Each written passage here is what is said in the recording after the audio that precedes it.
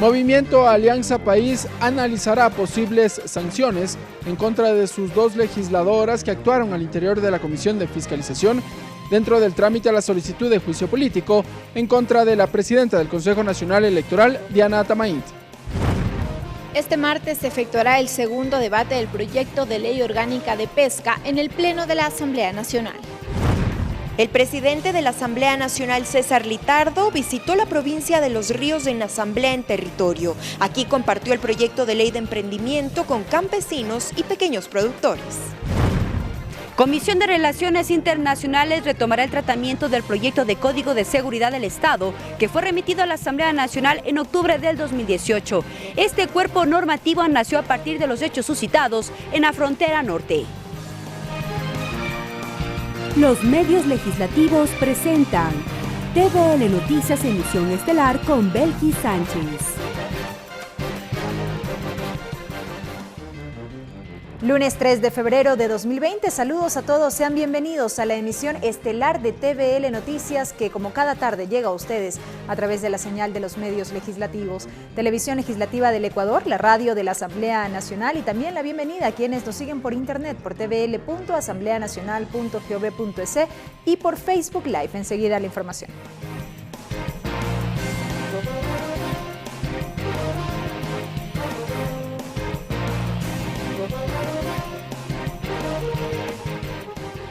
Iniciamos contándoles que el Movimiento Alianza País analizará la actuación de sus asambleístas Karina Arteaga y Pinucia Colamarco en el marco del tratamiento del juicio político en contra de la presidenta del Consejo Nacional Electoral, Diana Atamaín.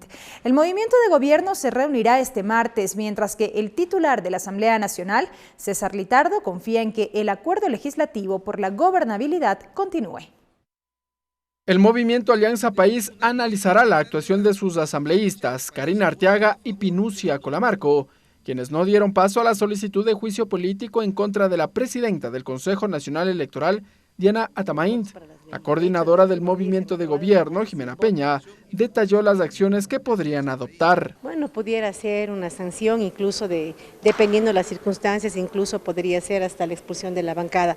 Son temas que se deben tomar y dialogar y debatir con todos los legisladores. El último fin de semana, en una entrevista radial, el presidente de la Asamblea Nacional, César Litardo, lamentó el accionar de Arteaga y Colamarco. A su vez, respondió al asambleísta Luis Pachala, quien indicó que el movimiento Creo sale del acuerdo legislativo. Nosotros lo que tenemos que seguir haciendo, como lo hemos hecho hasta ahora, es seguir desde la presidencia y desde la instancia que podamos, que tenemos, el diálogo con todas las bancadas como ha sido hasta ahora, la posibilidad de que esto, más allá de esta situación, el país es el que tiene que salir adelante, el país es el que necesita tener acuerdos de gobernabilidad. La actuación de Arteaga y Colamarco también generó reacciones en otras bancadas legislativas. El Bloque de Integración Nacional espera que el Movimiento Alianza País tome acciones, indicó el legislador René Yandún. Si ha habido una alianza y hemos estado trabajando lealmente como corresponde, y si hay un incumplimiento por los mismos miembros de Alianza País, ¿qué quiere decir? Que no hay respeto entre nosotros, que no se respetan las alianzas, que no se respeta el sistema democrático, razón por la que esperemos más bien que haya una reacción positiva por parte del gobierno, caso contrario yo creo que habrá un rompimiento. Yanine Cruz, una de las proponentes del juicio político contra Atamaín, indicó que el acuerdo legislativo implicaba libertad de actuación en la Comisión de Fiscalización. La Comisión de Fiscalización tendrá que responderle por la omisión en el caso particular de los asambleístas que blindaron a Diana Atamaín. Las bancadas legislativas informaron que se reunirán este martes. Ricardo Bravo, TVL Noticias. Mediante un comunicado difundido la tarde de este lunes, el bloque legislativo del Movimiento Creo separó de sus filas al asambleísta por Guayas Roberto Gómez. Según el documento, el parlamentario habría mantenido una posición irrespetuosa e inaceptable durante los últimos meses en contra del jefe de bloque, el asambleísta Luis Pachala. Según la bancada de Creo, dicho comportamiento no se ajusta a los principios y valores que la organización defiende, por lo que señalan que el accionar político del asambleísta Gómez dentro y fuera de la Asamblea Nacional representará su criterio particular. Tras conocerse de este comunicado, trascendió que el asambleísta Roberto Gómez hará un pronunciamiento oficial en las próximas horas.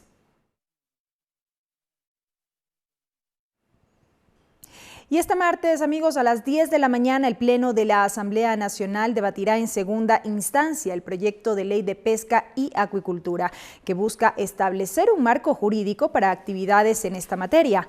Además, en el orden del día de la sesión 655 consta el debate del Acuerdo de Escazú, que trata sobre temas ambientales.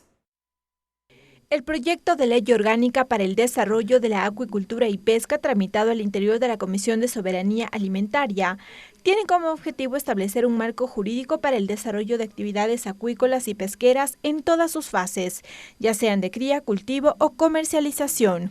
Y estamos poniendo a disposición de ustedes una ley que debe ser debatida a profundidad para que respondamos por el bien del Ecuador. Según los legisladores, el proyecto también busca hacerle frente a la amonestación que recibió Ecuador por parte de la Unión Europea por no contar con una herramienta que haga frente a la pesca ilegal. Si bien es cierto, la tarjeta amarilla no es una sanción en sí, afectaría los niveles de venta de productos nacional e internacional.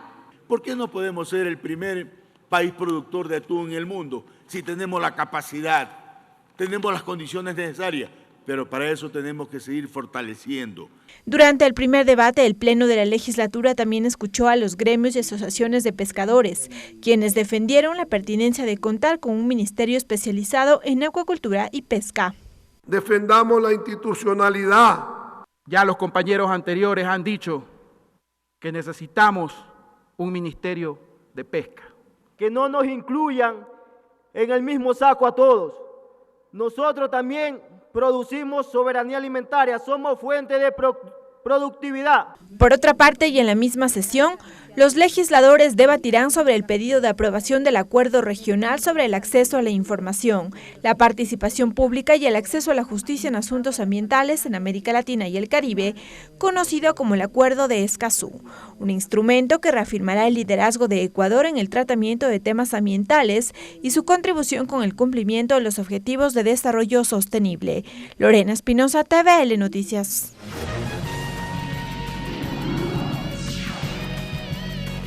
Entrevista.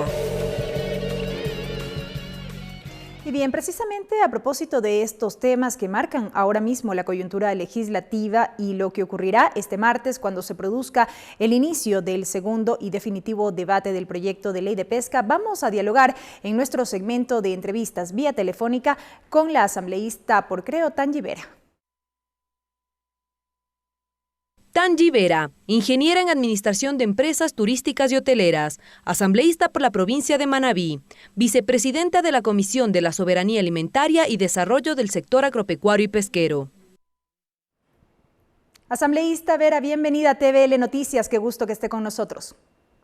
Buenas tardes, un gusto poderlos saludar y dialogar con ustedes sobre un tema de trascendental importancia como es la Ley de Acuicultura y Pesca que hemos trabajado en la Comisión de Soberanía Alimentaria y Desarrollo del Sector Agropecuario y Pesquero, comisión de la que soy vicepresidenta, y debo decirle a la ciudadanía que nos escucha esta tarde que este proyecto lo hemos trabajado con socializaciones en distintas provincias del país y para nosotros ha sido realmente enriquecedor poder dialogar y de primera mano obtener información de nuestros pescadores, de nuestros camaroneros, sobre las necesidades más urgentes y latentes que debe contener, por supuesto, esta normativa.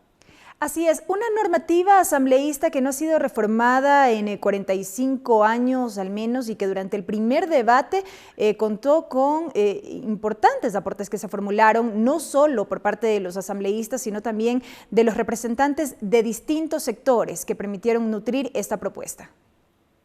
Así es, han tenido que pasar 45 años para tener una normativa actualizada, un instrumento jurídico que realmente garantice el fortalecimiento y desarrollo del sector acuícola y pesquero del país. Eso es realmente motivador y mire usted que en el primer debate pudimos escuchar a varios asambleístas de distintas bancadas que ven con muy buenos ojos este proyecto de ley y por supuesto para nosotros es más importante aún que sea el sector quien se sienta realmente cobijado con esta normativa. Recordemos que el sector pesquero y camaronero genera divisas, genera empleo en nuestro país y obviamente lo que busca esta normativa es fortalecer aquello también. Varias son las bondades de este proyecto de ley.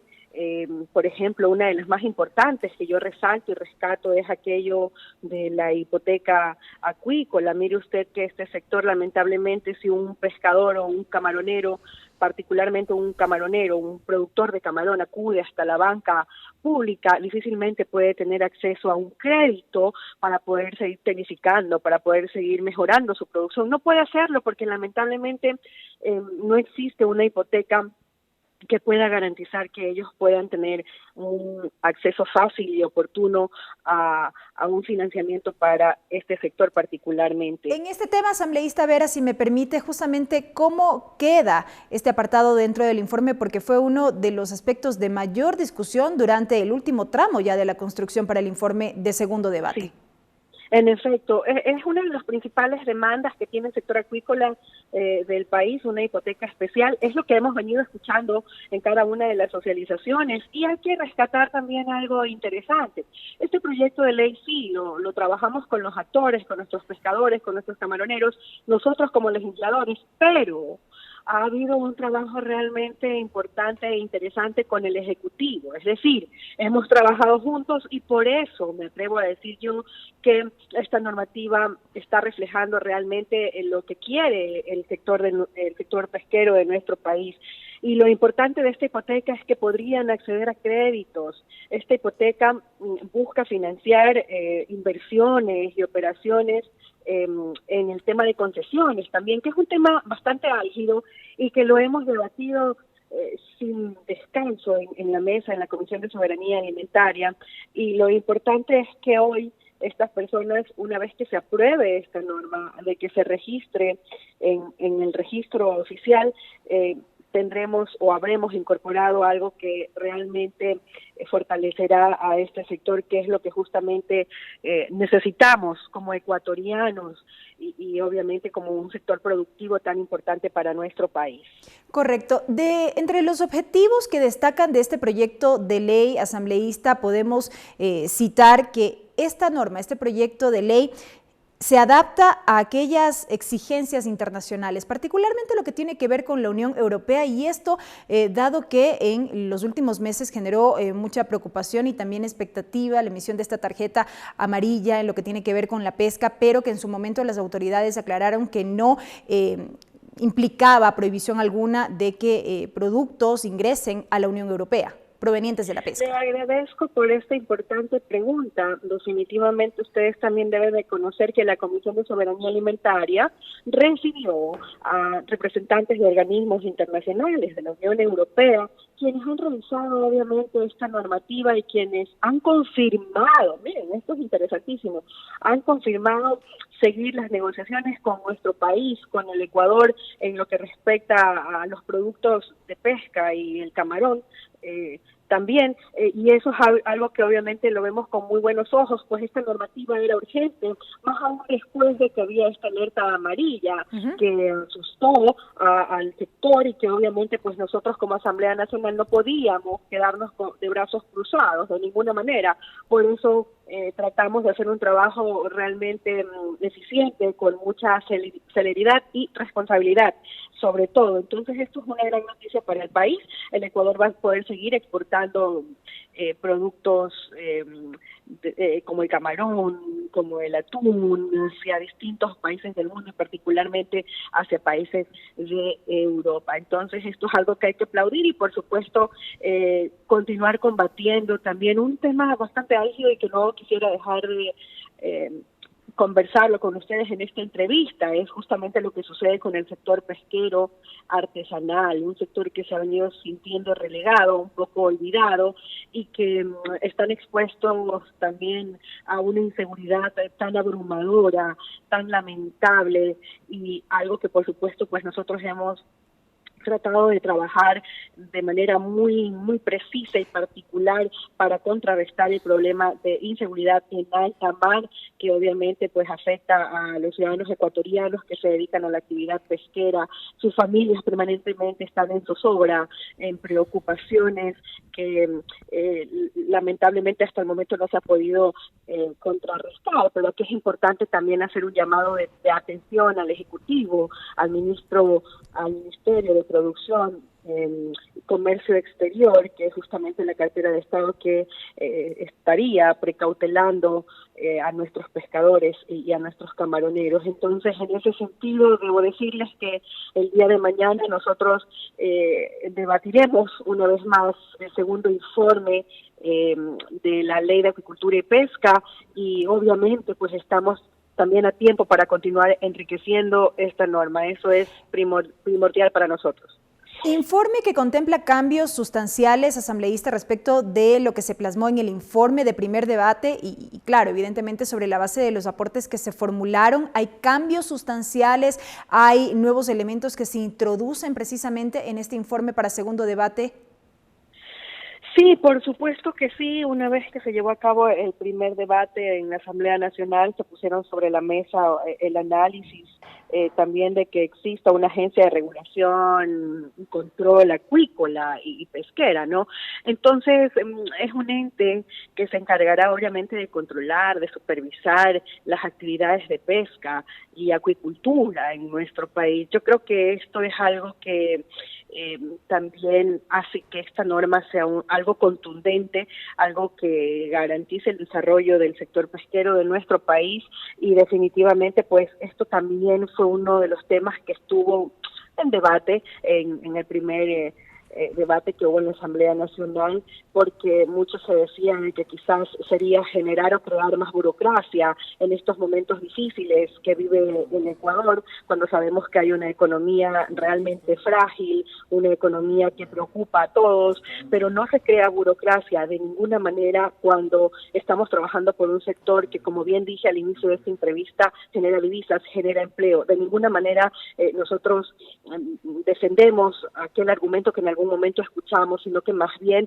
lo que estamos tratando de hacer es un trabajo responsable y sobre todo pegado a la realidad de este sector tan importante para nuestro país. Rechazamos total y rotundamente que haya desaparecido el Ministerio de Acuicultura y Pesca. Eso es algo que yo creo que el presidente de la República de manera inmediata debería reconsiderar y obviamente tener un ministerio para este sector en nuestro país. Correcto, asambleísta Vera, nos queda claro este tema y evidentemente la expectativa respecto de lo que será esta segunda discusión en el Pleno este martes. Me gustaría aprovechar apenas unos pocos minutos que nos quedan de esta entrevista para dialogar con usted sobre algo que ya hacíamos referencia y que va marcando un poco la coyuntura aquí al interior del Parlamento, y el anuncio que realizó el bloque legislativo de Creo en el sentido de dar por terminado este acuerdo por la gobernabilidad que a inicios del actual periodo se suscribió y así se acordó precisamente con varias bancadas legislativas, entre esas la bancada del Movimiento Oficialista Alianza País, el VIN, el BADI.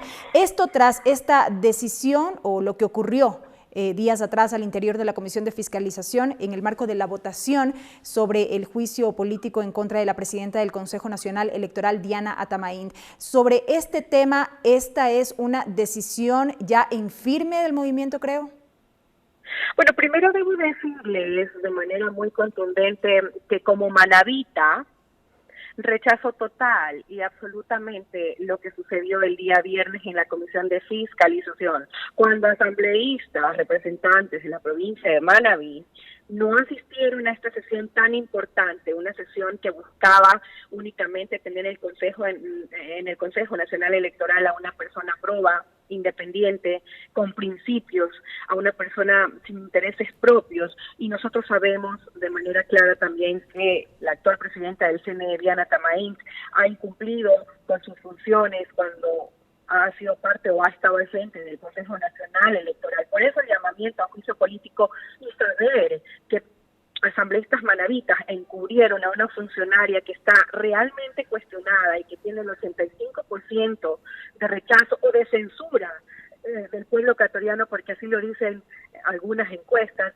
pues es algo que yo creo debemos rechazar total y rotundamente. La asambleísta Karina Arteaga, yo creo que lamentablemente no cumplió con su trabajo como legisladora, y menos siendo parte de esta comisión tan importante en la Asamblea Nacional de la República del Ecuador. Sucedió lo mismo con la alterna del asambleísta Daniel Mendoza, también manabita, y definitivamente pues yo lamento lo que sucedió este día viernes, pero sobre todo debo decirles que si hubo un acuerdo en algún momento con el gobierno nacional, fue un acuerdo, como bien usted lo dijo, por la gobernabilidad. Lo que queríamos y lo que quisimos y lo que buscamos siempre fue realmente lograr aterrizar una agenda legislativa, porque era un acuerdo legislativo, no hubieron acuerdos de ningún otro tipo. Eso tiene que quedarle totalmente claro a la ciudadanía, al pueblo ecuatoriano. Ese acuerdo legislativo buscaba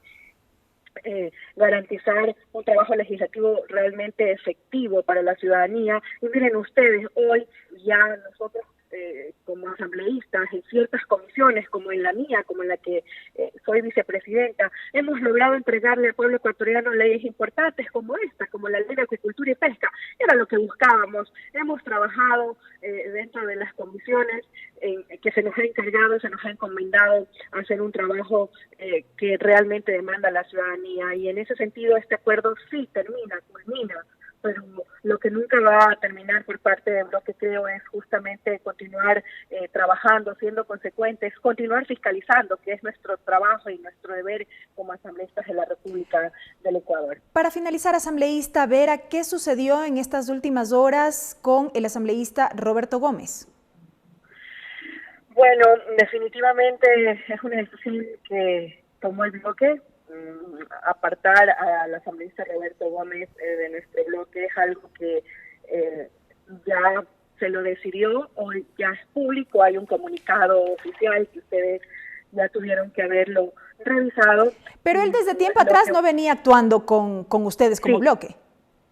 Sí, por supuesto, pero la decisión se la tomó, como les digo, dialogando con los asambleístas, con nuestro líder, también por supuesto que la opinión de él ha sido siempre importante, y lo que queremos es ser orgánicos, muy orgánicos dentro de nuestro bloque, y no permitir estos comportamientos que lamentablemente confunden muchas veces a la ciudadanía ecuatoriana, y en ese sentido por eso se ha tomado esta decisión. Nosotros lo que queremos es fortalecernos como bloque Creo, buscando siempre transparencia, honestidad en cada una de las acciones que llevamos a cabo, y definitivamente pues la decisión de apartar a Roberto Gómez del bloque de Creo es algo que hoy lo hemos hecho público, pero algo que se venía analizando hace algunos días atrás. Correcto, asambleísta Vera. Gracias por habernos acompañado en este espacio. Gracias a ustedes por esta importante entrevista. Les envío un abrazo. Buenas tardes. Una buena tarde para usted también. Ha sido la asambleísta Tangi Vera quien ha estado con nosotros con este contacto vía telefónica. A propósito, ya lo decíamos, de estos temas que van marcando la coyuntura legislativa y también lo relativo al segundo debate del proyecto de ley de pesca que tendrá lugar este martes.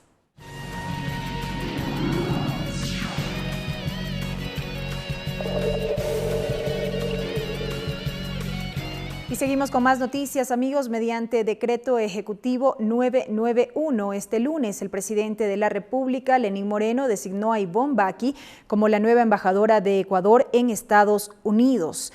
Tras la salida del diplomático Francisco Carrión, quien renunció porque no estaba de acuerdo con la falta de un mecanismo normativo para los sobrevuelos de aeronaves estadounidenses en el plan contra el narcotráfico en nuestro país. Baqui fue ministra de Comercio Exterior en el gobierno de Lucio Gutiérrez, embajadora de Estados Unidos en el gobierno de Yamil Maguad y jefa del equipo negociador de la iniciativa Yasuní ITT en el gobierno de Rafael Correa.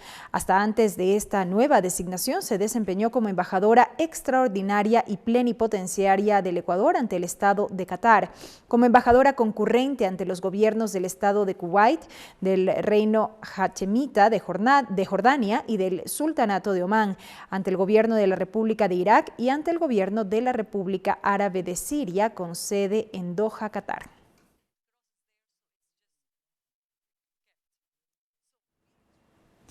Las reformas al Código de la Democracia fueron publicadas en el registro oficial. Con ello, el Consejo Nacional Electoral arranca el cronograma de trabajo de cara a las elecciones del 2021. Con la publicación de las reformas al Código de la Democracia en el registro oficial, los cambios en esa materia aplicarán para las elecciones nacionales del 2021.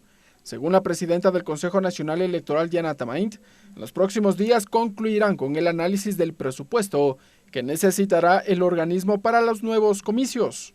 El tema de los costos que significa en promoción electoral tienen que ser parte del presupuesto electoral. El pago a los miembros de las juntas receptoras del voto y de los vocales tiene que ser parte del presupuesto que antes no ha sido considerado aquello. Ahora le daremos un presupuesto real y objetivo al país para poder enfrentar las elecciones del 2021. El pasado 23 de enero, el Pleno de la Asamblea Nacional tramitó la objeción parcial del Ejecutivo a las reformas al Código de la Democracia. Desde el Consejo Nacional Electoral, su titular informó que empezarán con las primeras acciones de planificación para las elecciones generales de binomio presidencial y asambleístas, que se desarrollará en el 2021.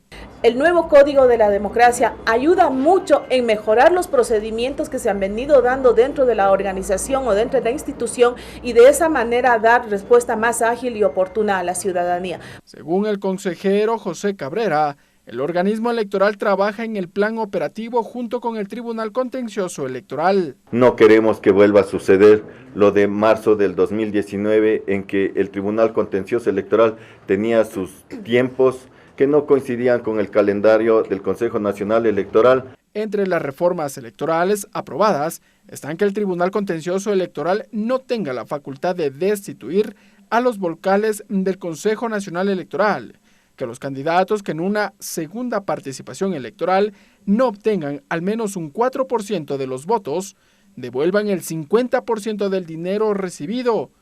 Además, que la licencia sin sueldo durante la campaña del candidato sea de 45 días. Ricardo Bravo, TVL Noticias.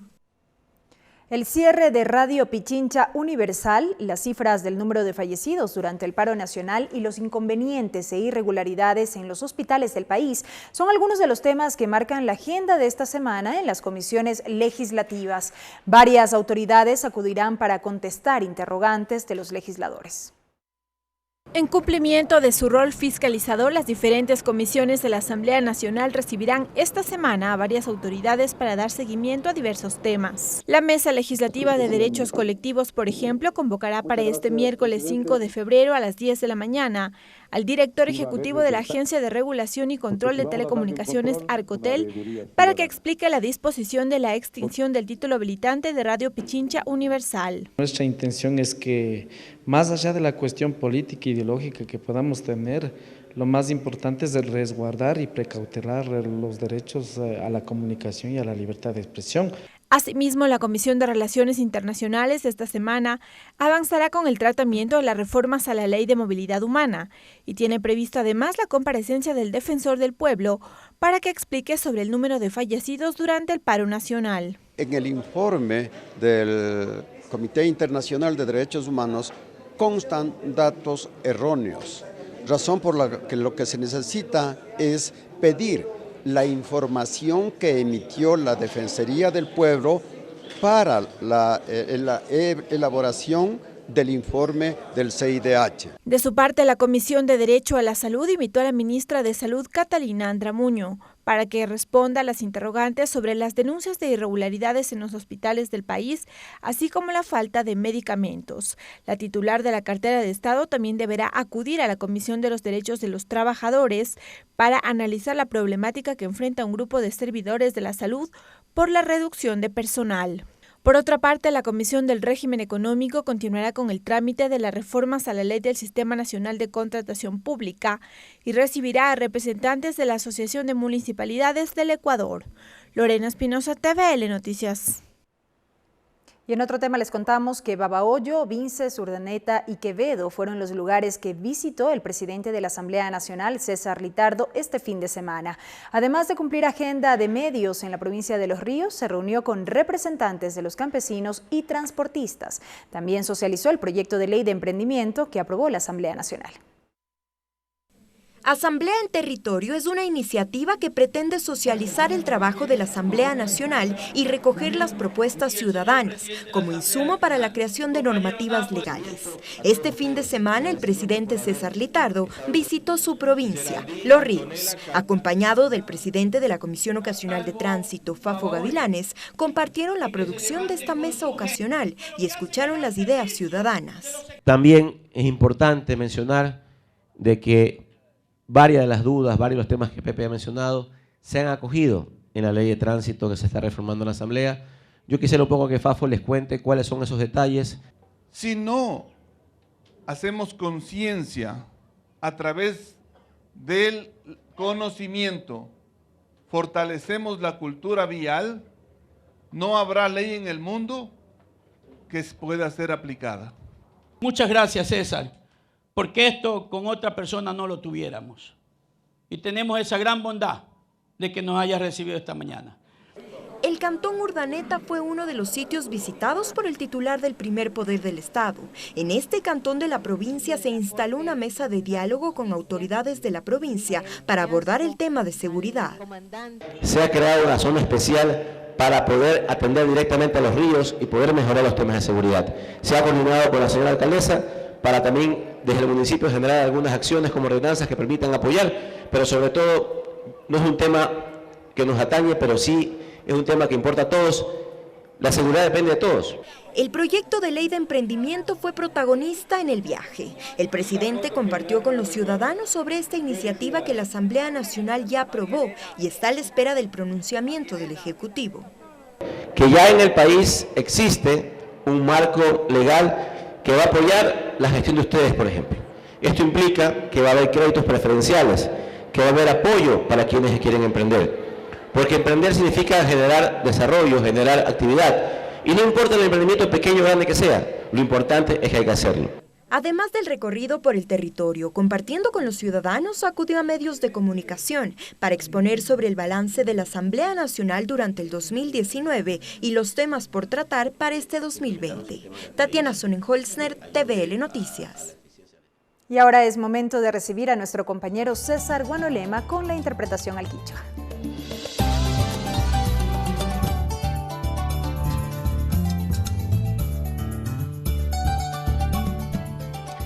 Minga chihuaychi kayukuna yukunchi ñami kasna kaychishi kikimpa wasima kichashimi piwillaykunata apamukunchi mashi Belkis Sánchez aychichi kallarinchi. Reacciones de acuerdo a gobernabilidad de China Yaticay, Movimiento Alianza País Ukuima Pimi kasna kaipun yakuna imaka Tauka apukuna paikuna pagyuyashkapi kasna apushitashka imata rico y callarishun inmi. Shinayati y Consejo Nacional Electoral Tandanaku y Tapushak, Diana Atamaint, Warmi imata kay juicio político ñawinchi imapimi, Tauka apukuna imaka paikuna imashina yuyashka washitashkakan, Shinayati chay imatami astawan yukunchi katapushun, imamanta tijmana kasna kay hatun arinina kuna imapi kimirishpa, Kasta tukuyapukuna kay hatun mañaykunata riksichon churashka nishpami willachirka kuna paz. Comunicado creo wangurishka manta apukuna ima pishkuna anchishi ima mi kasna suguillaita chayachishka kuna. Roberto Gómez paika kasna kay guayas marcamanta apukmikan paimi kaymanta anchurishka kan chaymanta kunan kay punyamanta ñawpamanka imashina paypak yuyashka kuna rimashka kuna imaka paymantami llukshinga mana wangurishka ukumanta llukshingachu nishpami kaypika riksichishka willachirka kuna pash. Antesala pleno martes, kaya wangra punja ima pagmi ñakaya chishka kuna kan tukuyapukuna chunga pacha tutamanta pagmi casa suhatun rimanaku y kallaringa kaipimi kasna kay ley de pesca y acuicultura kamachi musu yachina kilka imata riksinka kuna. Shinayati kaipimi chaykipa imaka tukuyapukuna kay acuerdo de Escazú hatun kilka imatapishmi rimanakushpa riksishpa arininga kuna pash. Kaya punja pak ñamik tukuykuna kaya chishka kuna kan. Agenda presidente Los Ríos. Mamayakta Tandanaku Itapushak, César Litardo Apugima Mikunan, Punja Kunaima Kay los ríos, Marca Ima Pillancarca, Kay Babaoyo, Vinces, Urdaneta, Quevedo, Kitikunaima Manchayashpami, Ayukunawan, Tandanaku Kunawan, Yanka Runakunawan, Shinayati, Antawa Purichi, Runakuna Imawan, Rimanakurka Kuna, Imagina Yakamachi Kuna Pactakushka, Kamachi Mushu Kuna Imata Ranga Pagima Kuna Imata Charishka Chaitami, Chimbapura, Ayukunawan, Yaktayukunawan, Tiarishpa, Rimanakunchi Nispami, Huillachirka Kuna. Hasta aquí la interpretación en el quichua. Regresamos con TVN Noticias, emisión estelar, luego de la siguiente pausa promocional. Continuamos con TVN Noticias, emisión estelar. Avanzamos con la información, amigos. Ante un supuesto nuevo caso de un ciudadano ecuatoriano con sospecha de coronavirus, el Ministerio de Salud Pública informó que al momento el paciente se encuentra en aislamiento en una casa de salud de Riobamba, sin que presente síntomas de problemas respiratorios y está en permanente monitoreo. El organismo de salud hizo el llamado a permanecer informado a través de las cuentas oficiales. En el último comunicado remitido por el Ministerio de Salud Pública de este lunes, informó que el ciudadano ecuatoriano que retornó de China permanece en aislamiento en una casa de salud de Riobamba. El paciente al momento no presenta síntomas de problemas respiratorios. Héctor Pulgar, coordinador zonal de salud de Chimborazo, explicó que el ciudadano, al igual que el resto de pasajeros, fue chequeado en los aeropuertos de Beijing, Hong Kong, Nueva York, Miami y Guayaquil. Fue un viaje de alrededor de 60 horas y no presentó ningún síntoma del coronavirus. Reiteró que monitorean de manera permanente al ciudadano. Ese seguimiento se lo hará diario por parte de nuestros equipos. Igual será ir viendo la evolución del paciente como tal.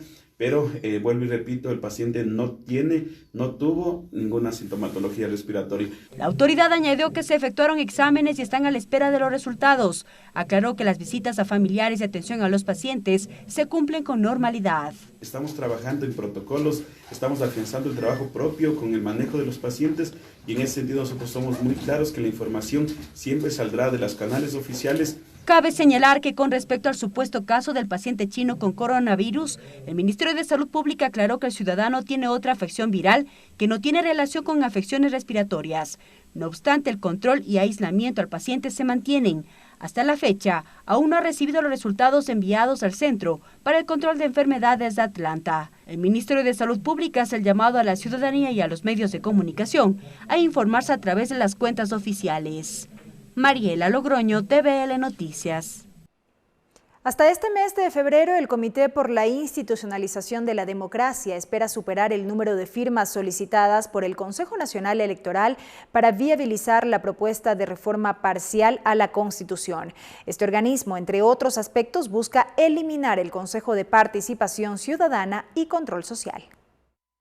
Cerca de culminar con el plazo establecido por el Consejo Nacional Electoral, el Comité por la Institucionalización de la Democracia anunció que ya superaron el número de firmas requerido para completar el 1% del padrón electoral que viabilice su propuesta de reforma parcial a la Constitución. Uno de los aspectos, la eliminación del Consejo de Participación Ciudadana. Pero la meta no quedará ahí, pues esperan contar con 175,000 firmas hasta finales de febrero. Pablo Dávila es coordinador del comité. Que con el tiempo ese número va a crecer sustancialmente. Vamos a lograr posicionar un mensaje importante y constructivo en defensa de la institucionalidad y la democracia, y con ello nosotros estamos convencidos que podremos contribuir a mejorar las instituciones del país. Dávila recordó lo ocurrido en diciembre pasado con la validación de más de 200,000 firmas que fueron entregadas. Cuestionó la falta de transparencia en el proceso, pues se eliminó más del 50% de las mismas. Reiteró que estarán atentos a este nuevo paquete de firmas. Hoy en día le dejamos claro también a las autoridades nacionales, a las autoridades del Consejo Nacional Electoral, que nuestra convocatoria al país es precisamente porque no vamos a permitir que la voluntad de más de 100,000 personas hasta el momento que han respaldado esta propuesta no sea debidamente respetada. Una vez que las firmas sean valoradas y verificadas, el siguiente paso será la Asamblea Nacional. El coordinador indicó que de existir barreras durante su tratamiento, acudirán a la Corte Constitucional. Si no lo hace en el plazo de un año, la propuesta pasará a revisión de la Corte Constitucional en los términos que fue originalmente presentada. Esto quiere decir que debería convocarse a referéndum sobre la base de la propuesta que nosotros hemos hecho. Cabe señalar que el comité en esta reforma plantea además el cambio de modelo de la Asamblea hacia la bicameralidad, así como la independencia de la Fiscalía General del Estado en la función judicial. Mariela Logroño, TVL Noticias. El ministro de Cultura, Juan Fernando Velasco, llegó esta tarde a la Comisión de Educación de la Asamblea Nacional, donde explica los alcances de la recomendación que realizó la Contraloría General del Estado tras un examen especial y que derivó en el cierre y posterior reapertura del Teatro Nacional Benjamín Carrión Mora de Loja. Tenemos más detalles con Ricardo Bravo. Adelante. Así es, ¿qué tal? Buenas tardes. A esta hora comparece el ministro de Cultura, Juan Fernando Velasco, ante la Comisión de Educación de la Asamblea Nacional. Recordemos que esta comparecencia se debe a una resolución del Pleno de la Asamblea Nacional en donde se solicita explicaciones tras el cierre y posterior reapertura del Teatro Benjamín Carrión en la provincia de Loja. El ministro señaló que se debe precisamente a un informe emitido por la Contraloría en el 2019, en donde se determinarían presuntas irregularidades. Veamos parte de las declaraciones del funcionario en la mesa legislativa. Con respecto a la segunda pregunta que hemos hecho con respecto al informe de Contraloría, pues hemos aceptado la renuncia del ahora exdirector del Teatro Benjamín Carrión con respecto al informe de Contraloría e iniciamos un sumario administrativo para que no vuelva a ejercer su cargo. Eso es lo que hemos hecho con respecto al informe de Contraloría que habla de este director, y con respecto al otro director, el director anterior de apellido Sarmiento, estamos realizando el análisis para iniciar acciones civiles o penales según corresponda. Ya no podemos hacerle un sumario administrativo porque ya pues hace rato que no es funcionario del Ministerio de Cultura y Patrimonio, pero creo que el informe de Contraloría, si lo han visto, creo que es bastante concluyente con respecto a las acciones de este exfuncionario, que hoy por hoy es el especialista provincial en la lucha contra la corrupción, participación ciudadana y control social de Loja, ¿no? Es hasta paradójico. Ante la comisión también asisten, entre otros funcionarios, el director del Servicio de Contratación de Obras, quien también entregará detalles respecto al proceso de construcción y luego el traspaso ya del Teatro Benjamín Carrión a manos del Ministerio de Cultura. También existen interrogantes alrededor de esta información. Nosotros estaremos atentos a lo que responda el ministro de Cultura ante la Comisión de Educación. Hasta que se informe, que tengan una buena tarde. Gracias a Ricardo Bravo por ese reporte. La creación de un comité de ética parlamentaria compuesta por legisladores de distintas bancadas es una propuesta dentro del proyecto de reformas a la Ley de la Función Legislativa. Su creación pretende velar por el cumplimiento de las normas y principios de la ética parlamentaria y sancionar las acciones de los legisladores que incumplan la norma. La Comisión de Justicia aprobó incorporar en el proyecto de reformas a la Ley de la Función Legislativa el Comité de Ética Parlamentaria, con el objeto de velar por el cumplimiento de normas, principios, probidad y transparencia en actos y acciones parlamentarias. Héctor Muñoz dice que su creación deberá ser aprobada por la mayoría de asambleístas. No deberíamos nosotros tener un código de ética. Lastimosamente, las actuaciones de algunos asambleístas hacen que esto sea necesario, obligatorio y urgente. En ese sentido, y más allá del análisis primario, sí creo que es importante que contemos con un código de ética para que regule las actividades de los asambleístas. Esta iniciativa es del legislador Eliseo Azuero. A criterio de René Yandún, hay pensamientos divididos sobre su conformación.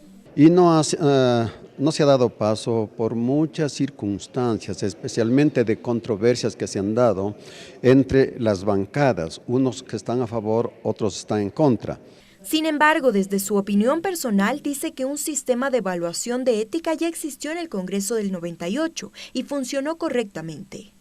había el comité de ética y eran normas que estaban establecidas que no contravenían al accionar del CAL. Pero sí sabíamos que nosotros tenemos que llegar puntuales, que tenemos que trabajar tantas horas, que tenemos que atender a nuestro pueblo, que tenemos que cumplir con nuestras responsabilidades y obligaciones. El legislador Esteban Albornoz también califica como positiva esta iniciativa, pues a su criterio un legislador debe ser sancionado si incumple con sus responsabilidades.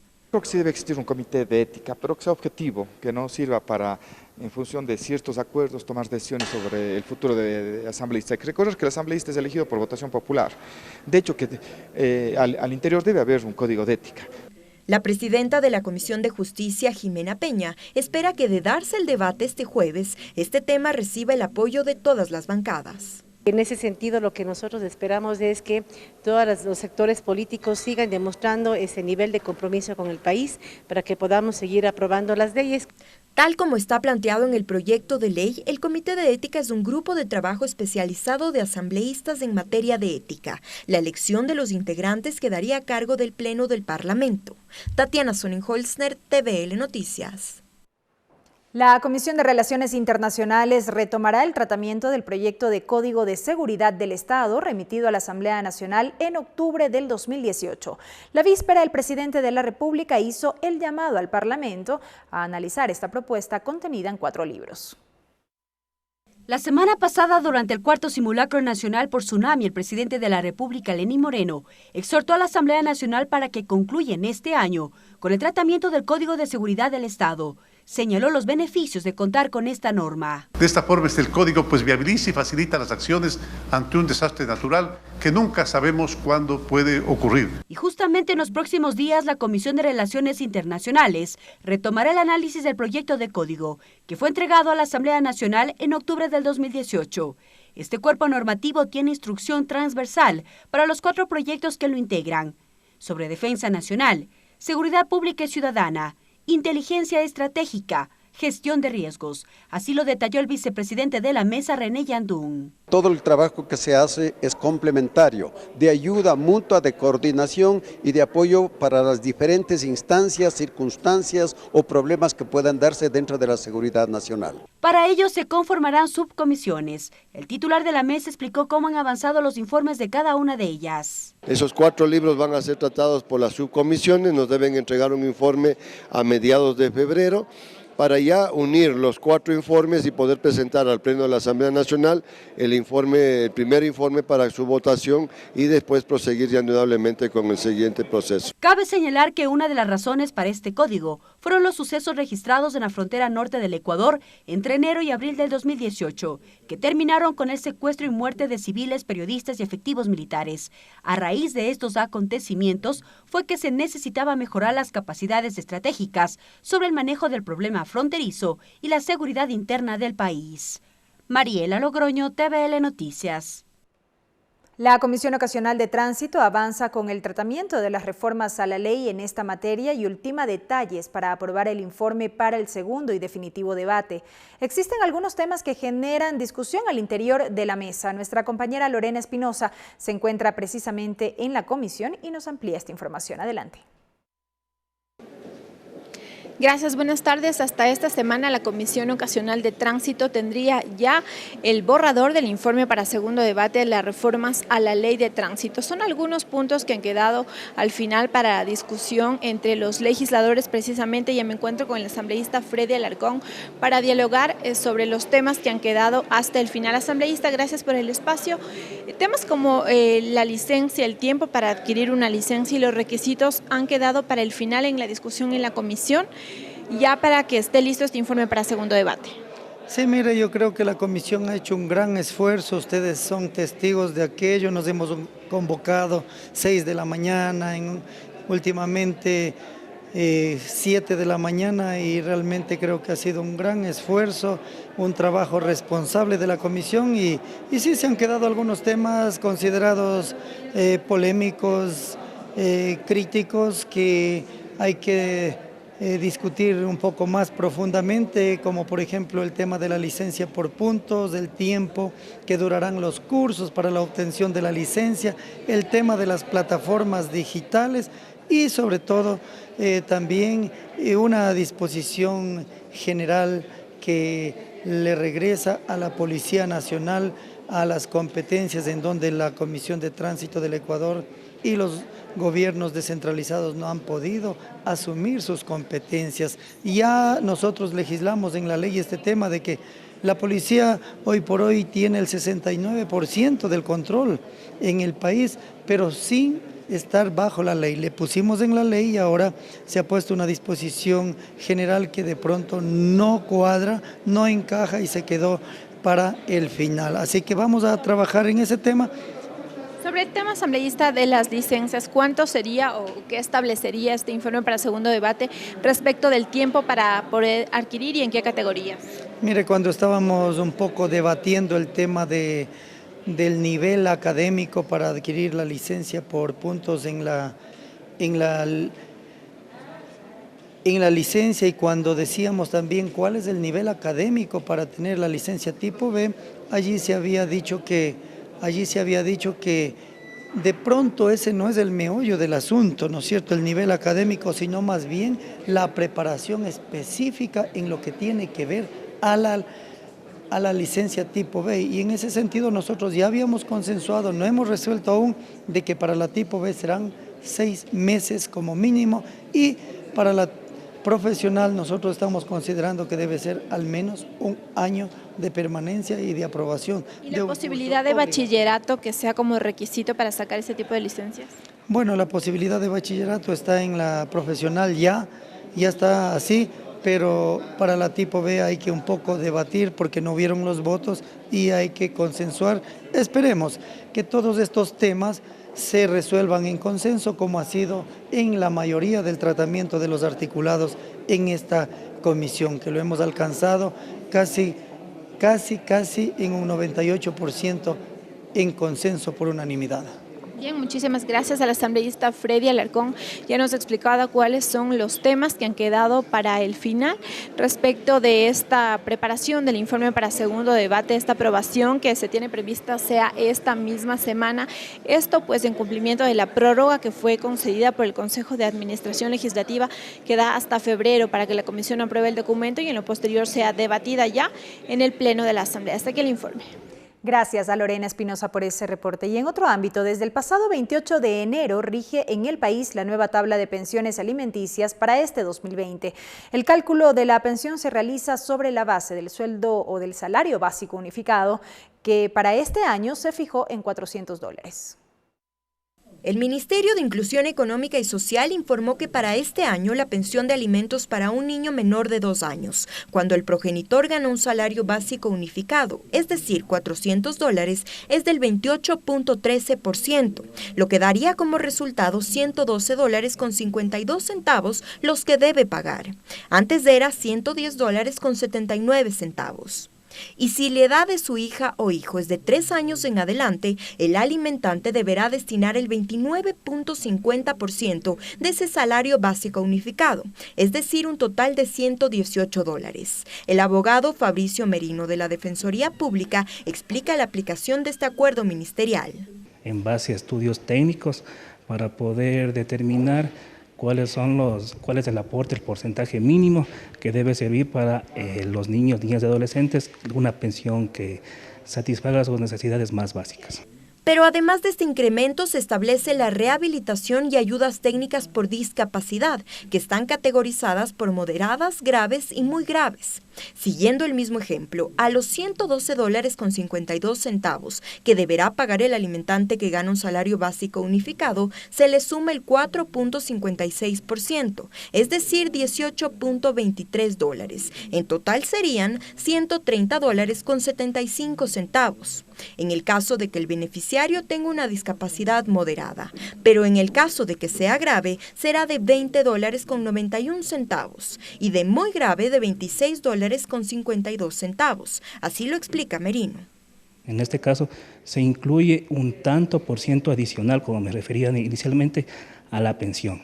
Y de acuerdo a su discapacidad, a su grado de discapacidad. Se incrementa un tanto, un valor adicional. Estas cifras y porcentajes son aplicables cuando el progenitor cobra un salario básico unificado, pero suben progresivamente de acuerdo a los ingresos y el número de hijos, según las escalas de la tabla.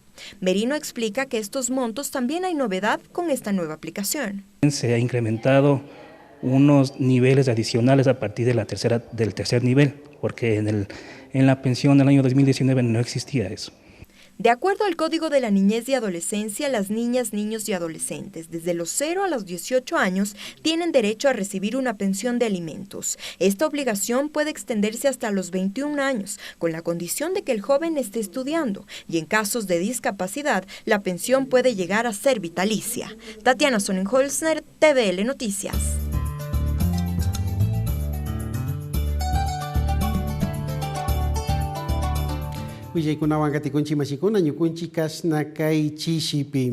Seguimiento coronavirus. Kasnakai Riobamba yakta jambina wasi ima pimi kunan kai punja kuna imaka shu ungushka chaima yaikushka nin chaitami riku kunkuna kasnakai ungui coronavirus ungui mata charishka mana charishka tapas. Sinajati kai pika manari mata yacharincho sinapas kai jambina wasi uku ima pimi tukuita chapakunchi nishpami uillachishka kuna. Firmas Comité Democracia, Chinayati Kai Panchi Quilla Ima Kamami Kasnakai Hatun Wangurishka Ayukuna, Yaktayokuna Imaka Paikuna, Imashina Mañashka Takaipi Arinichun, Manakashpa Karikuchun, Yukunchika Kaipi Chapakunchi Nishpami Wishachirka Kuna, Kai Imawanka, Imashina Yakasna Mama Kamachi Imatamushu Yachina Maskakunchi Nimi, Imapa Kasna, Mama Yakta Tandanaku Yuku Imapi Apokuna, Ishki Hatun Tandanaku Ikuna Imapi Rakirichun, Chaitami ñukunchika maña kunchi nishpami kaypi riksichirka kunapash. Comisión Educación Shinayati Juan Fernando Velasco kay hatun Tandanaku y Cultura Tandanaku y Tapusha Runa Imami kay mamayakta Tandanaku Yukuman Chayamurka kaypimi imashina yakashna kay Teatro Nacional Benjamín Carrión kay Loja yakta imapi wichkashka imamanta kashna kay yankaykuna kaypi harkarishkata riksichinaman willachinaman chayamushka karka Shinayati Tapushka imakuna imatami kutichinchi nishpami riksichirka kuna. Hasta aquí la interpretación en el quichua.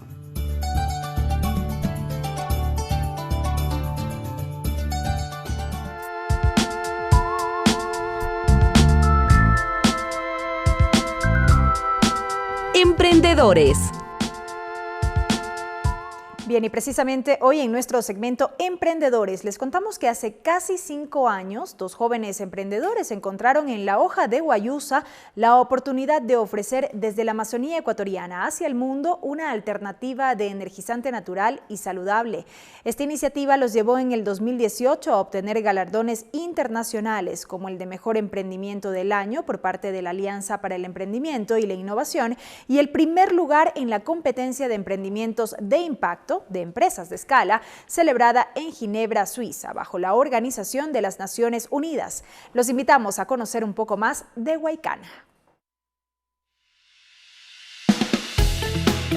Huaycana significa juntar personas para lograr un objetivo y cada vez que hemos tenido obstáculos, cada vez que hemos tenido un reto, hemos buscado nuevas personas, nuevos asesores, nuevo equipo para poder seguir avanzando hacia adelante. Hemos ido en el camino descubriendo cómo realmente hacer que la guayusa se convierta en un producto, digamos, de alto consumo, porque poca gente lo conoce. Fuimos a ver varias aplicaciones de tipos de productos naturales en el mercado y nos dimos cuenta que podíamos ponerlo en una cajita de té como este de acá. Y así fue como iniciamos solo con este producto. Huaycana nació de una necesidad de llevar al Ecuador algo que falta en el mundo, que es de energía saludable. La ley de emprendimiento era un paso fundamental que tenía que darse en el país para que los pequeños empresarios, los emprendedores, puedan empezar a emprender de una forma distinta. Yo creo que uno emprende incluso no teniendo un negocio, sino en su día a día, en tener una carrera profesional.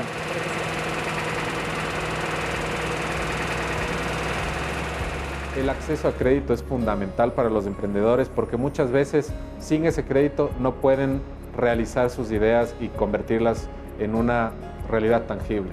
y también en el país se va a ver una mejora, yo creo, en el tema de emprendimiento, porque desde pequeños van a tener en el currículum escolar acceso al tema de aprender sobre emprendimiento. ¿Qué hubiese querido yo desde el mismo colegio haber tenido ese acceso? Porque yo escogí estudiar Derecho y soy abogado, pero aquí estoy emprendiendo. Ya vamos casi 5 años, 4 años y un par de meses, y han sido realmente unos años bastante difíciles, complicados, pero de muchísimas ganas para poder sacarlo adelante. Hemos pasado por varios retos y en este camino estos obstáculos casi nos han hecho desaparecer, pero todavía estamos aquí con productos nuevos, entonces algo hemos hecho bien, creo yo.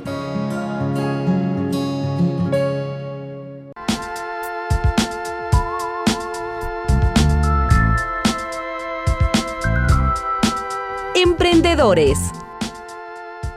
Finalizamos esta emisión de noticias, amigos, no sin antes recordándoles a ustedes que este martes cumplirá la sesión del Pleno 655, allí el segundo debate del proyecto de ley de pesca y la discusión del pedido de aprobación del acuerdo de Escazú. Será hasta una próxima ocasión. Los medios legislativos presentaron TVL Noticias, emisión estelar.